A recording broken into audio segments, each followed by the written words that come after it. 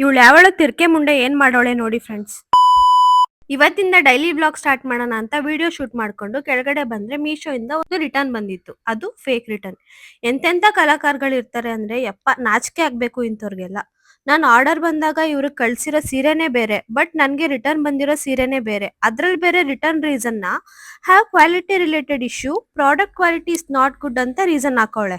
Return shipping charges ₹172 ನಂದೇ ಕಿತ್ಕೊಂಡ್ ಹೋಗೈತೆ. ನಾಚಿಕೆ ಆಗ್ಬೇಕು ಇಂತ ಬಾಳಕ್ಕೆ ನಿನ್ಗೆ ಭವಾನಿ ಅನ್ನಿಸ್ಕೊಳ್ಳೋಳೆ. ಈಗ ನಂಗೆ ಸೀರೆನೂ ಹೋಯ್ತು, ದುಡ್ಡು ಹೋಯ್ತು, ಕೈಗೆ ಯಾವ್ದೋ ಹಳೆ ಸೀರೆ ಬಂದೈತೆ. ಎಂತ ಬುದ್ಧಿವಂತೆ ಅಂದ್ರೆ ಇವಳು ಸೀರೆ ಕಲರ್ ನ ಸಿಮಿಲರ್ ಆಗಿ ಮ್ಯಾಚ್ ಮಾಡ್ಬಿಟ್ಟು ಯಾವ್ದೋ ಹಳೆ ಸೀರೆನ ಕಳ್ಸೋಳೆ. ಈಗ ನಾನು ಓಪನ್ ಮಾಡ್ತಿರೋದು ಇವಳು ಕಳ್ಸಿರೋ ಸೀರೆನ. ನಾವು ಸಾಲನೋ ಸೋಲನೋ ಇನ್ವೆಸ್ಟ್ ಮಾಡಿ ಸ್ಮಾಲ್ ಬಿಸ್ನೆಸ್ ನ ಸ್ಟಾರ್ಟ್ ಮಾಡಿರ್ತೀವಿ. ಇಂತ ತಿರ್ಕೆ ಬೇವರ್ಸಿಗಳು ಬುಕ್ ಮಾಡಿ ಫೇಕ್ ರಿಟರ್ನ್ ಮಾಡಿ ಮಜಾ ಮಾಡೋದು.